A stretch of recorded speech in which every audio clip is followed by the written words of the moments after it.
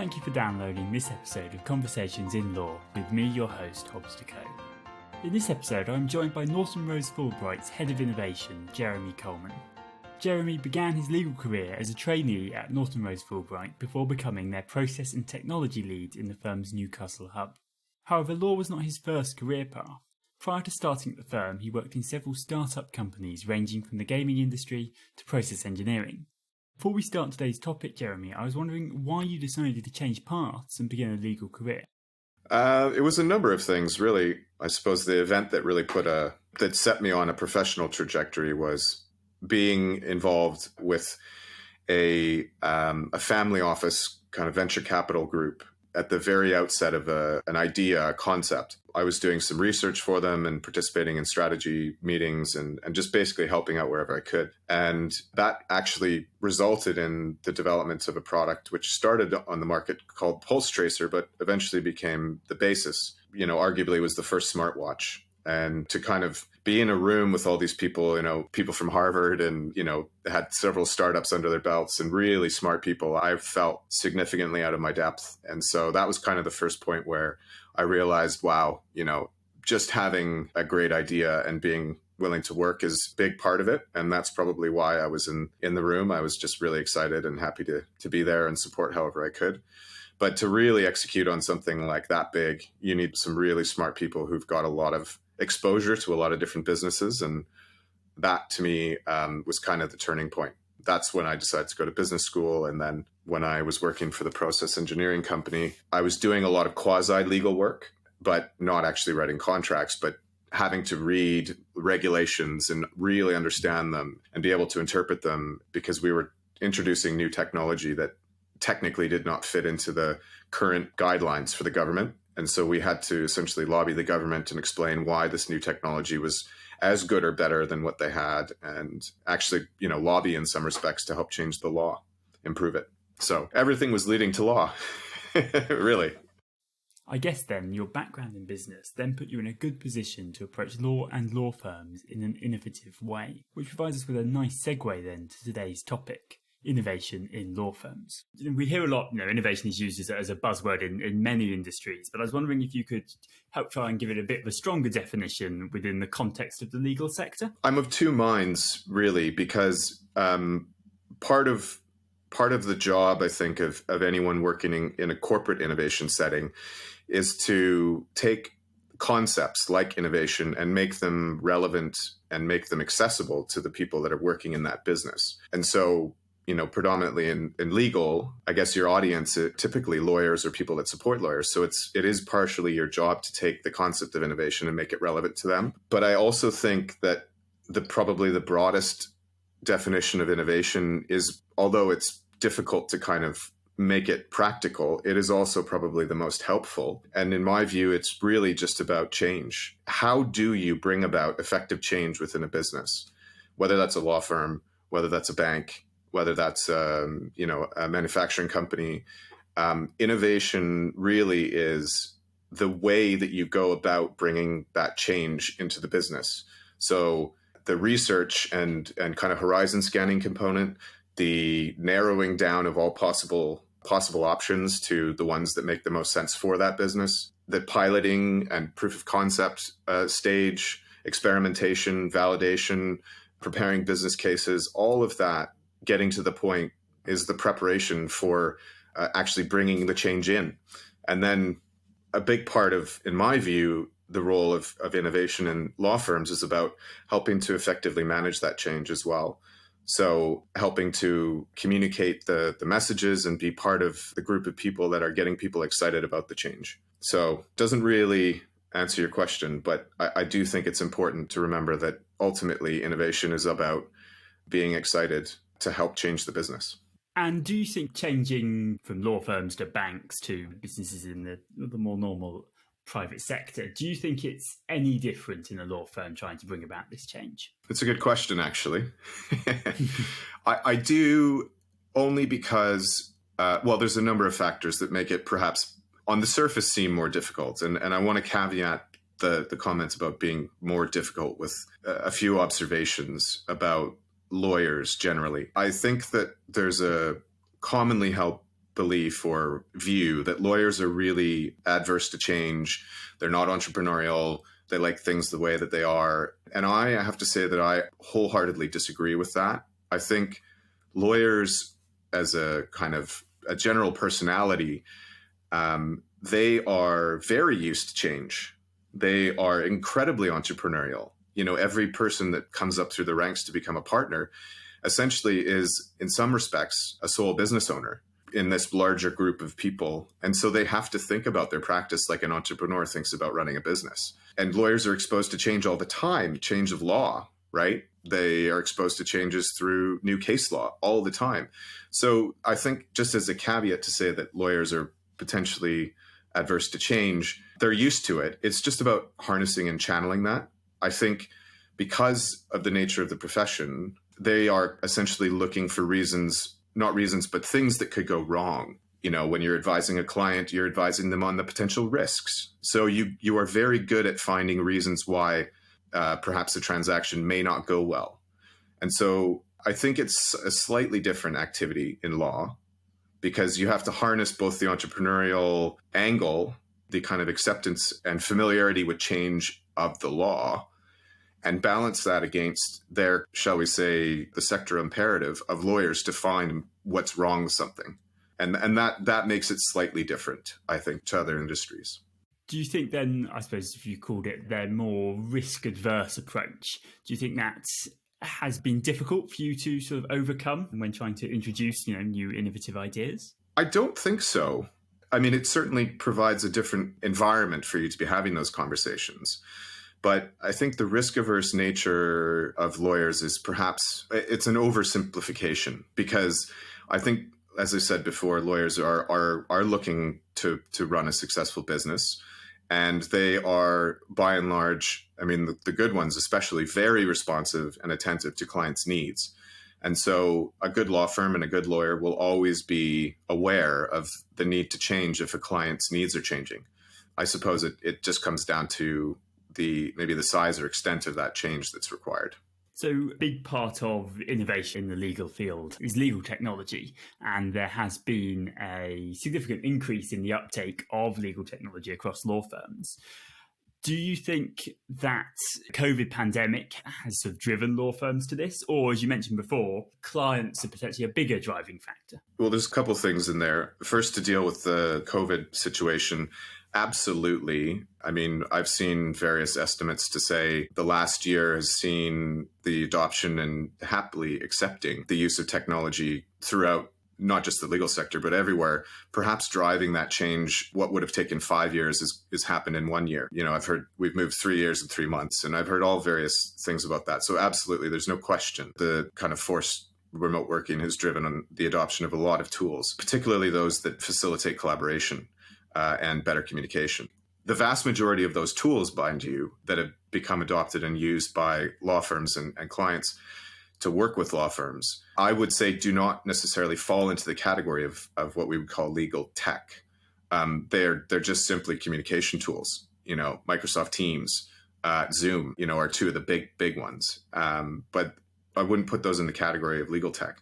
And then I would also, in some senses, caution against, and I think sometimes it's unhelpful to categorize technology as legal technology, both from the perspective of the vendors who are trying to sell their tools to not just lawyers, but a wide array of businesses. Now, law firms are obviously, are a very easily identifiable kind of target market. But I think another thing, and I know you didn't ask about this, but I think it's worth kind of mentioning, another thing that it does is it psychologically drives a wedge between the more traditional IT departments who have been responsible for onboarding and maintaining technology for decades, and this new kind of breed of quasi-lawyer, quasi-technologist.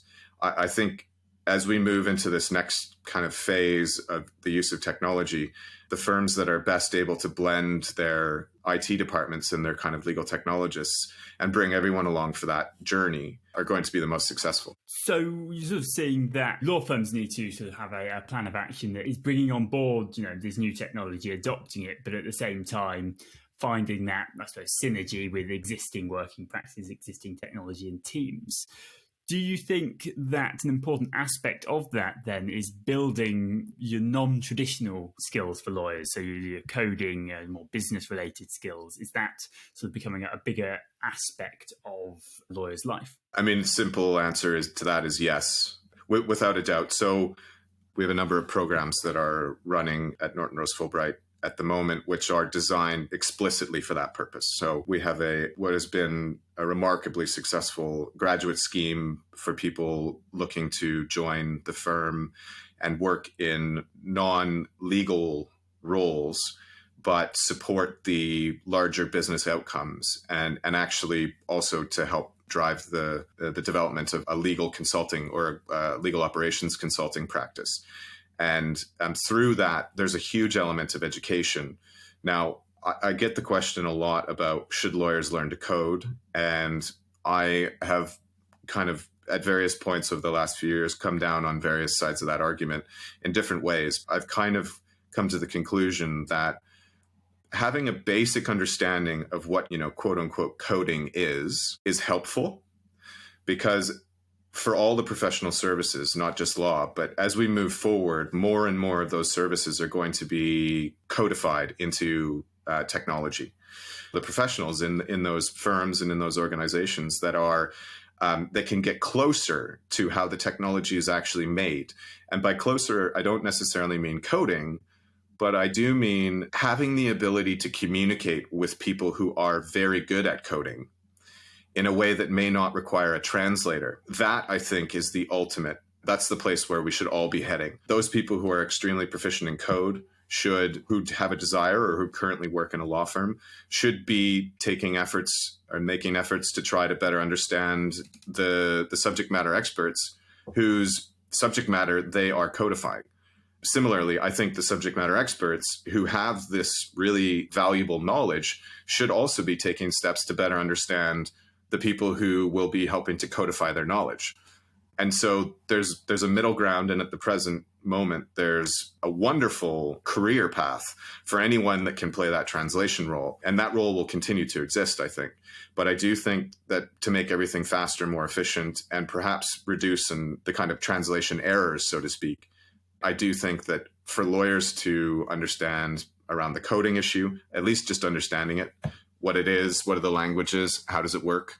It actually, in my view, the logic that sits behind a lot of languages in the coding world is actually quite similar to the way that lawyers think. So there's actually a lot of common ground there. You asked about business skills as well. And I think this is an absolute no-brainer. We should have been doing this years ago. Certainly lawyers have learned those on the job, but I do think that a greater emphasis on understanding business just generally as the different skills, understanding sales, understanding finance principles, understanding how to put a basic budget together, all of that stuff, really, really important. And not just for lawyers, for everyone. I think if everyone had a basic business acumen, everything would be a lot better. Do you believe that there's a hesitancy amongst existing lawyers to reskill in this area? Well, I think so, probably. But where I would kind of differentiate between what I've just mentioned and perhaps reskilling entirely is it's just about part of your ever evolving requirement to continually educate yourself.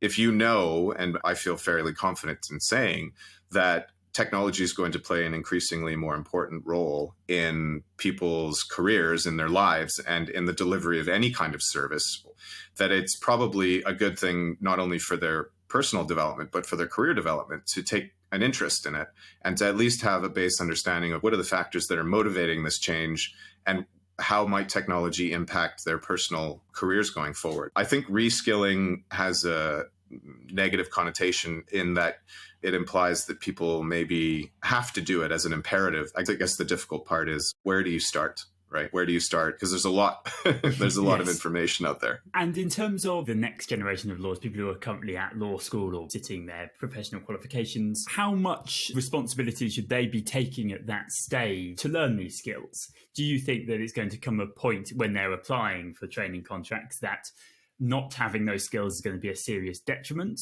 Or do you think it's just an added bonus that if you have those skills? I think at the moment, there is probably no advantage if you were applying for a training contract to have those skills.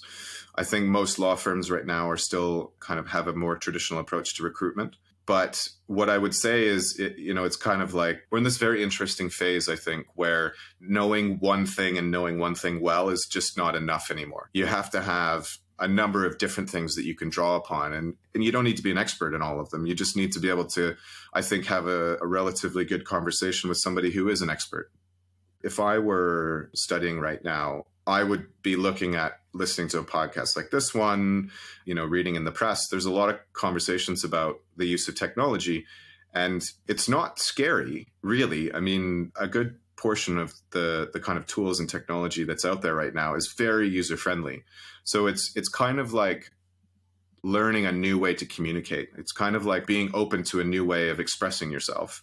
For those people that are just starting out their careers, I would personally advise that you try to get involved. Organizations like the Legal Hackers, for example. I know there's a chapter in Newcastle and there's one in London.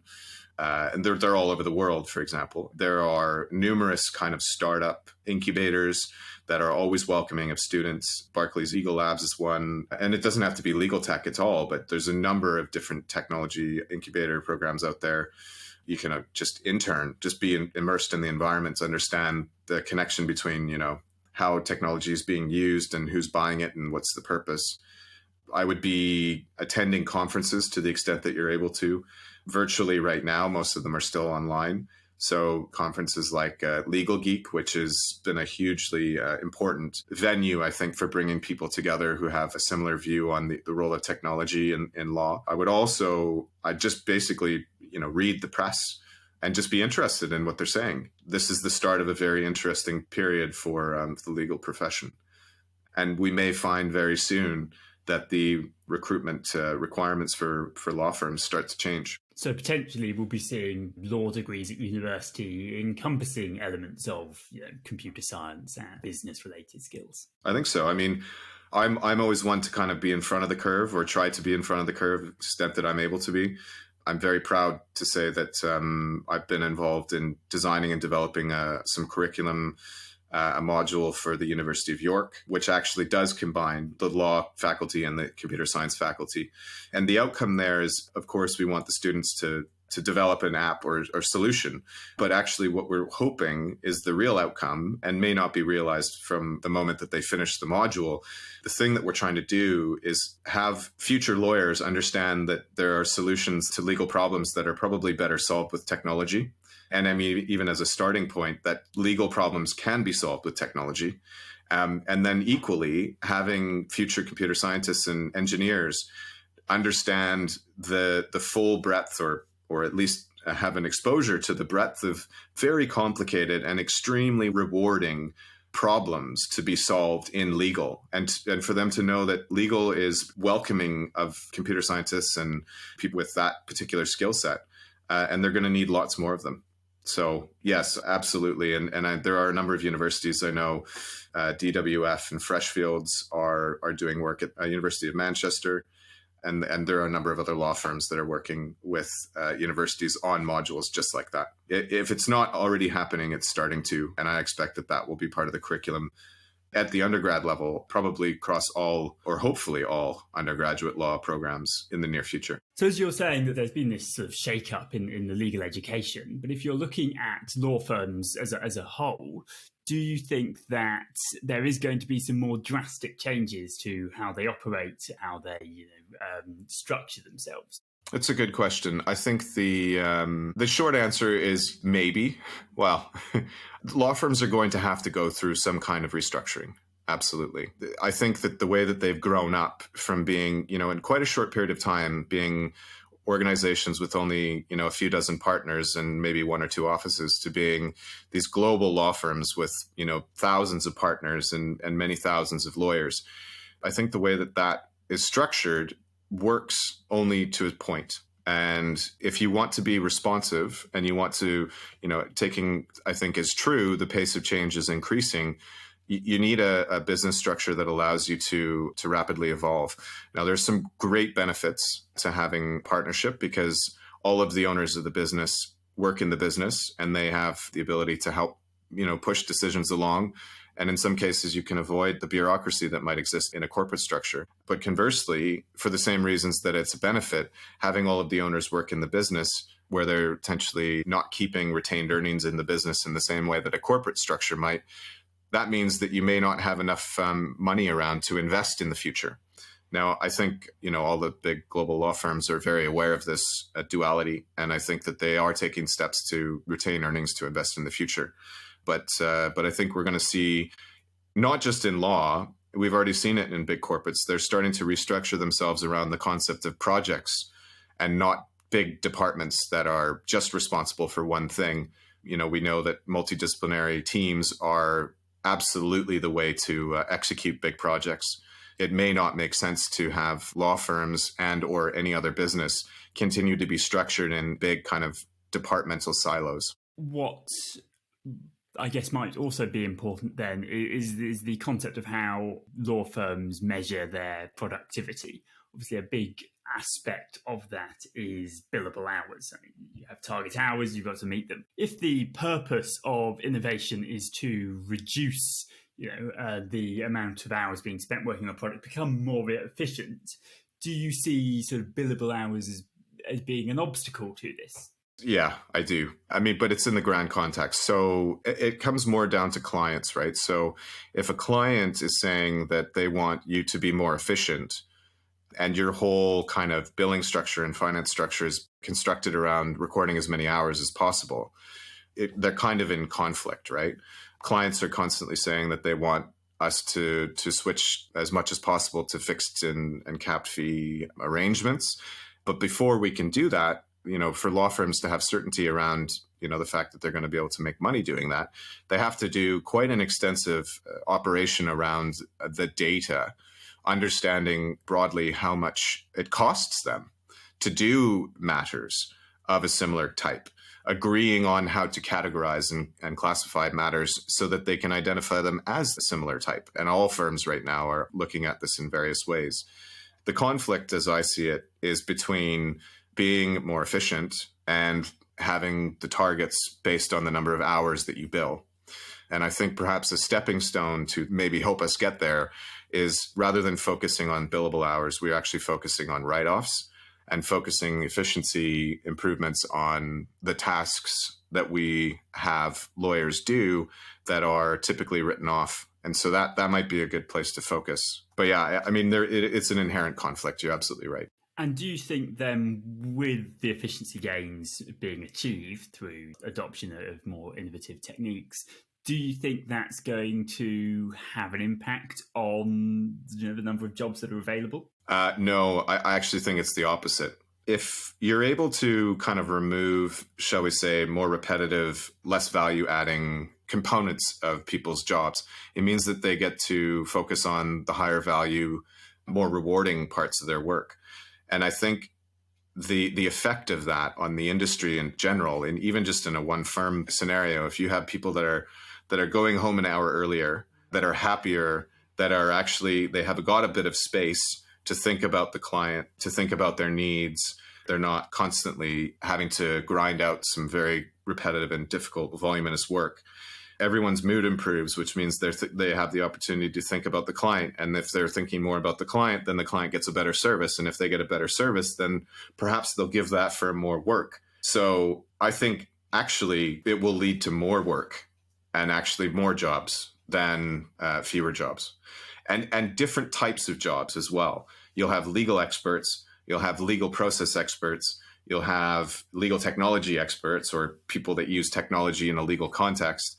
And then all of the other parts that come with that. You've got your legal data analysts. The use of data science in law is just starting, but I think it's going to be a massive opportunity for anyone who's kind of got an interest in that. I do think it'll lead to more jobs. So as you mentioned there, that potentially with the rise of these efficiency gains, you might be seeing the end of those, horrendous working hours that particularly city firms are known for. I would hope so. I mean, I'm being perhaps overly optimistic, and maybe some of my friends who are still fee earning in practice may disagree, but I think that there's a place that we could get to where lawyers are able to log into their computer, put down a good 7 hours, 8 hours, 9 hours of billable work because it's being presented to them in a way that don't have to faff around and, go to 5 or 6 different systems to figure out what they need to do to start it. Go back and reading through 6 months of emails to even just get started.